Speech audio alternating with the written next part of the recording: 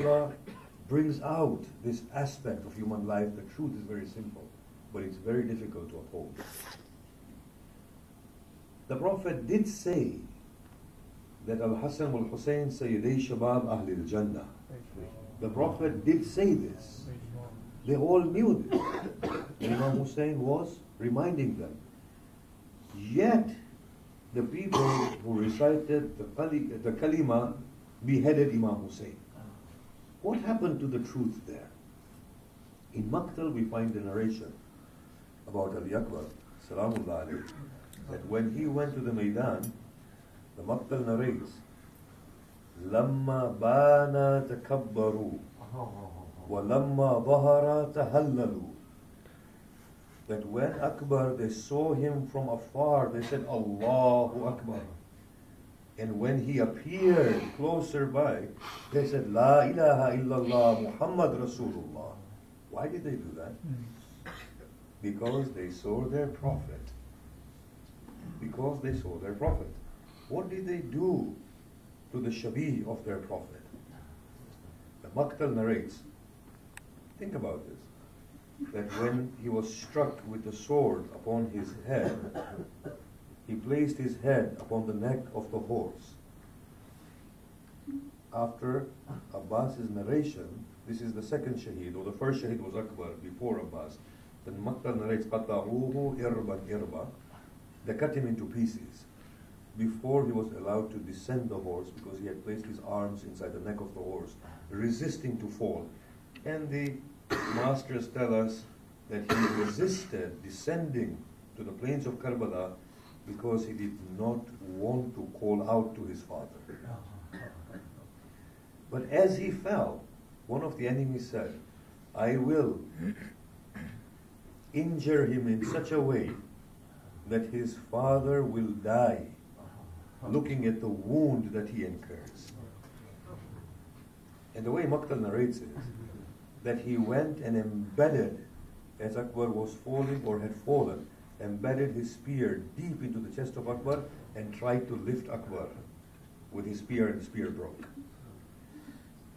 Now, how much love do these people have for their prophet to be able to kill somebody who looks like the prophet?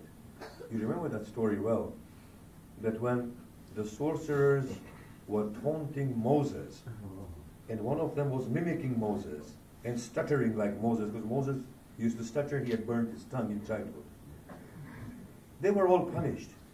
Allah kept the sorcerer alive, the magician. Moses turned to Allah and he said, He is the one who's chastised me the most. Allah said, how can I destroy somebody who sounds like you? The truth is very simple, but look at the way these people are moved away from the truth. For what? And then you get about Lady Fatima Salamullah alayha.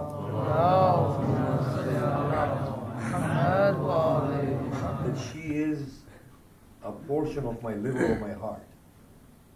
With what heart does somebody break a door on her and causes her death? With what heart are these things done? You see, when we see Karbala, it's all so exaggerated that it's unbelievable. But in real life, by Allah, we are all involved in the same story. We are all seeing the truth so manifest, so open, so blatantly, and yet there is an excuse to go against the truth. Sometimes we are baffled into thinking, how could Abu Bakr and Umar do all this that they did? How could they have done all that they did? But then when we look at life here, our own life, in this world, as Muslims, we find no, in a more subtle way, the same thing is happening again and again and again. The truth is so obvious, and yet we can't follow the truth. And it becomes more and more ugly as we refuse to follow the simple truth. I don't know, there's a self-destructive mechanism from within that the shaitan, the inner demon, just predominates and wipes out every Hussein or any trace of Hussein in his life. We ask, how could Talha and Zubayr have done what they did? How could grand people like Talha and Zubayr have done what they did? When we look at ourselves, we say, no, it's the same story. We too, and the great amongst us too, do the same things. If there is one thing we can learn from Al-Hussein, is that truth is the truth. At all costs, let us follow the truth. And if in the course of following the truth we have to suffer, then let us, in a dignified way, endure the suffering. This is what we find in the story of Al-Hussein. People who were Sahabas, who had seen Hussein ibn Ali on the shoulders of his grandfather. There was some maybe of that age. Other Sahabas who might have heard the Prophet say that Hassan and Hussein are my children. They are Imam, whether they stand or whether they sit. Some may have heard the Prophet say that Hassan and Hussein are the lords of the youths of paradise. Tell me, how did those Sahaba sign the death warrant of Hussein ibn Ali?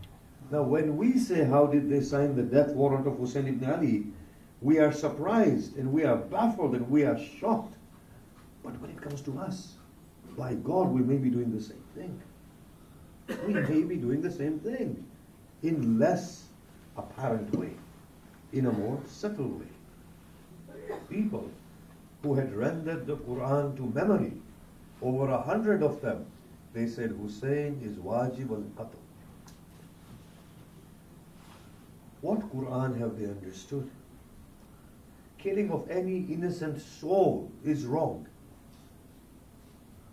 The Qari of Quran gave weight to the cause of Bani Umayyah. We know that, right? It was the fatwas of the Sahaba and the Qari of Quran that legitimized the killing of Al-Hussein. Even today, isn't the religious mechanism and the religious edict used to do things which are so blatantly against common sense? But it still happens. How different are we today? I'm not saying we are capable to say Na'udhu. I'm talking about a simple principle of following the truth. Look at Hur. He was following the principle that I'm going to hand over Al-Hussein to Ubaydullah ibn Ziyad, La'natullah alayhi, or to not part him wherever he goes unaccompanied. He is following that principle. But he comes to his senses and he makes that decision that no, I'm not on the truth. The truth is there. He can't make amends. He can't make amends anymore. Hope is there. He can't make amends. He can't take Hussein back from Karbala. He can't give safe conduct and passage to Imam Hussein. He can't make amends at all. He comes repentant, seeks forgiveness. Hussein forgives him. But he finds it in himself to acknowledge the truth and to sincerely follow the truth. One of the greatest things we learn from Karbala, the first principle is follow the truth. We need to follow the truth wherever it is. Truth is truth. Anything against truth is an excuse. And it's just the creation of an inner Yazid. The only difference between Karbala and everyday is that Karbala magnifies this truth, and in everyday life it very subtly becomes hidden. Now, today we say, Ya laytani kuntu ma'akum fa'afuza ma'akum. If only I was with you, then I would have succeeded with you, and that is the truth. We would have. Alhamdulillah, we do have the heart to leave everything behind and go with Hussein ibn Ali. We do have the heart. But there was Abdullah ibn Umar there. Abdullah ibn Zubayr there. Grand personalities were there. Hussein asked them to assist him. They did not. They did not. These grand people who knew Hussein for what he was worth, who knew what Yazid was doing, yet they did not have the inner resolve to accept the truth.